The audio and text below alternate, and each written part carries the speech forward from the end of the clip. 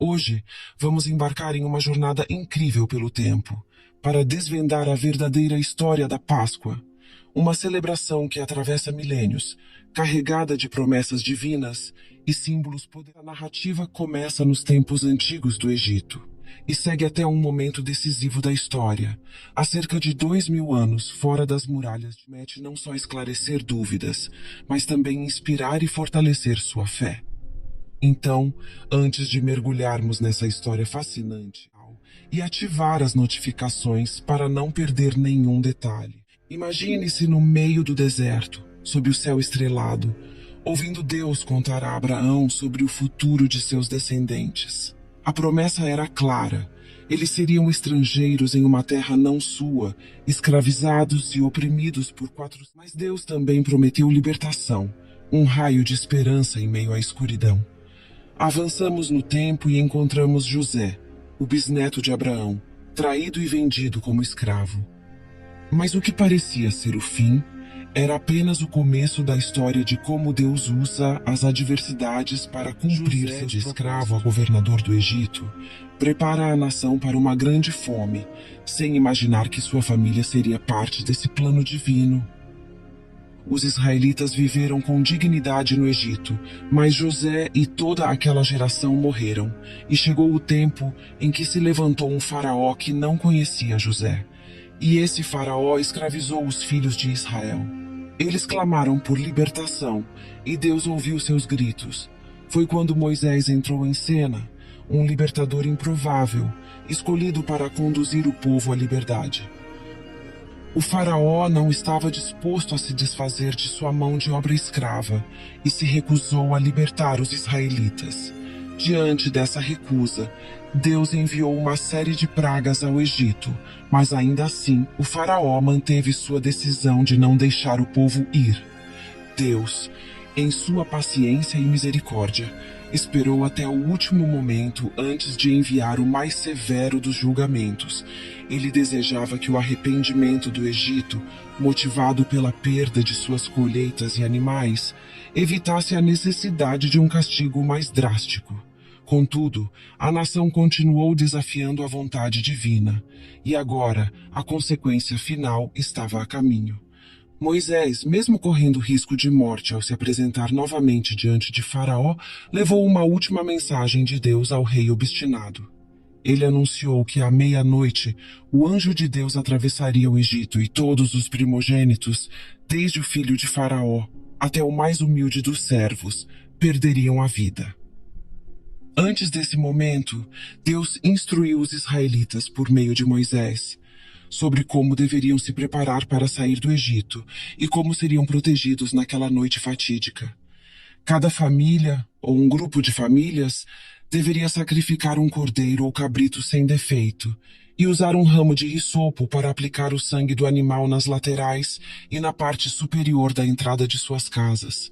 Isso garantiria que o anjo destruidor não entrasse em suas moradias. Eles deveriam comer a carne do animal assada, acompanhada de pão sem fermento e ervas amargas, simbolizando a pressa da fuga do Egito e o amargo da escravidão. Durante essa refeição, os israelitas se vestiam como quem está de partida, prontos para a libertação que Deus estava trazendo, conforme Moisés instruiu, porque essa era a Páscoa do Senhor. Deus avisou que passaria pelo Egito e executaria seu julgamento sobre os primogênitos e os deuses egípcios, mas as casas marcadas com sangue seriam poupadas. Essa proteção divina levaria à instituição de uma festa anual em memória desse grande livramento, uma celebração a ser observada por todas as gerações futuras. Os israelitas deveriam contar aos seus filhos a história desse evento extraordinário, explicando que a Páscoa comemora o momento em que Deus poupou suas casas, enquanto punia o Egito.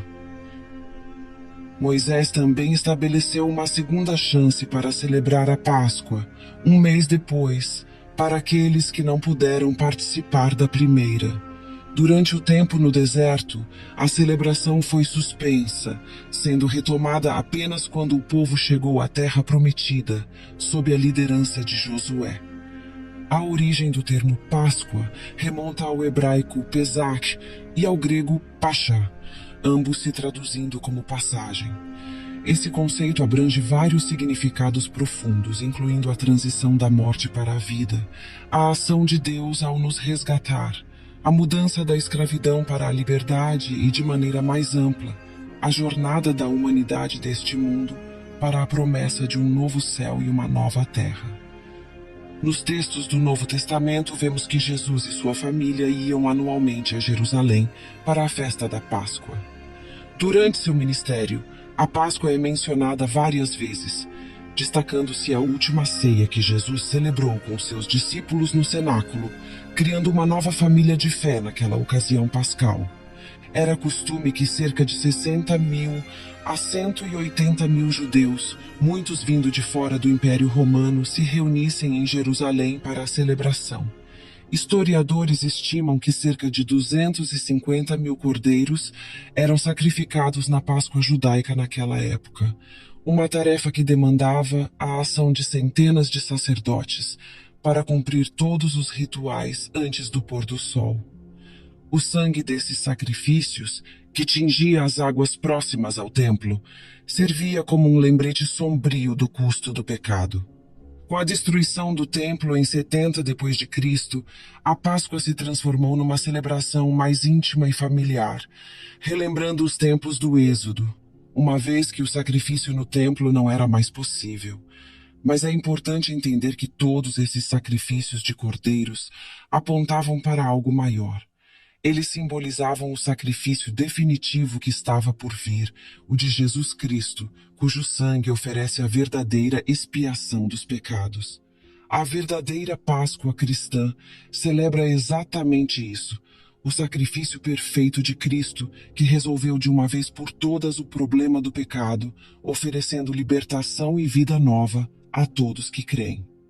Isaías, centenas de anos antes, descreveu o Messias como um cordeiro levado ao abate, uma imagem poderosa que nos prepara para entender a missão de Jesus. Quando João Batista viu Jesus, ele o reconheceu como esse cordeiro de Deus prometido, que veio para tirar o pecado do mundo. A vida de Jesus, repleta de ensinamentos e milagres, culminou em sua prisão e crucificação durante a Páscoa em Jerusalém, uma época de profundo significado. Assim como os cordeiros sacrificados pelos hebreus, Jesus foi o cordeiro sem mácula, cujo sacrifício cumpriu as escrituras antigas. Essa crucificação ocorreu numa sexta-feira, seguindo a tradição mais aceita. Na noite anterior, Jesus compartilhou a Páscoa com seus discípulos. Mas essa não foi uma celebração comum. Foi a última vez que a Páscoa seria celebrada da maneira antiga, pois Jesus estava prestes a transformar completamente seu significado. Em vez de cordeiro, ervas amargas e pães sem fermento, Jesus instituiu o pão e o vinho como novos símbolos de sua aliança, lembrando-nos de seu corpo partido e seu sangue derramado. Esta transformação da Páscoa na ceia do Senhor marca um ponto de virada na história da fé. A Páscoa, que olhava para o futuro, esperando pela promessa de salvação, agora se torna a ceia do Senhor, que olha para trás, para o sacrifício cumprido na cruz, mas também nos enche de esperança pelo retorno de Cristo. Jesus prometeu que a próxima vez que celebrar, será com todos nós em sua glória. Diante disso surge a questão: como os cristãos devem celebrar a Páscoa? Com a vinda de Cristo, a sombra da antiga Páscoa se cumpriu na realidade de seu sacrifício. Celebrar a Páscoa judaica seria retornar aos símbolos temporários, quando já temos a realidade perfeita em Cristo, nossa verdadeira Páscoa. Portanto, em vez de uma celebração anual da Páscoa, nós, cristãos, nos reunimos regularmente para celebrar a ceia do Senhor, recordando o que Jesus fez por nós e aguardando sua volta. Para nós, a Páscoa é uma lembrança diária de que fomos redimidos pelo sacrifício definitivo de Cristo, que sua morte na cruz satisfez a exigência de justiça de Deus, salvando-nos da condenação eterna. A cada vez que celebramos a ceia, recordamos que pelo sangue de Jesus, Deus passou por cima de nós, nos declarando justificados. Quanto aos coelhos, ovos e chocolates, embora sejam adições recentes e não tenham ligação direta com a verdadeira Páscoa ou a ceia do Senhor, eles se tornaram parte das celebrações modernas. Muitos defendem a inclusão de ovos e coelhos nas festividades da Páscoa, apontando para o significado de nova vida e fertilidade que esses itens podem representar. Esses elementos, apesar de comercialmente apelativos, não refletem o profundo significado da Páscoa cristã. É essencial que, mesmo diante dessas tradições populares, mantenhamos o foco na verdadeira essência da Páscoa, a vitória de Cristo sobre o pecado e a morte, celebrada não apenas uma vez por ano, mas a cada momento em que nos reunimos em memória dele. Apesar de a Páscoa judaica não ser uma celebração própria do calendário cristão, é importante que nos aproximemos desse período com sabedoria e discernimento. A Páscoa ainda é um momento significativo que deve ser valorizado. Ela nos oferece um momento especial para reunir amigos e familiares e compartilhar a história profunda que ela representa.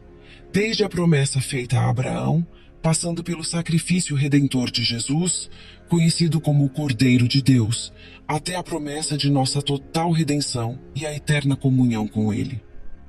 É por isso que continuamos a celebrar a Páscoa, mas com um significado diferente do Antigo Testamento. Celebramos a libertação do pecado, o perdão do castigo e a vitória sobre a morte. A Páscoa é a celebração da salvação conquistada por Jesus Cristo. Você já sabia da história profunda que a Páscoa carrega? Comenta aqui embaixo.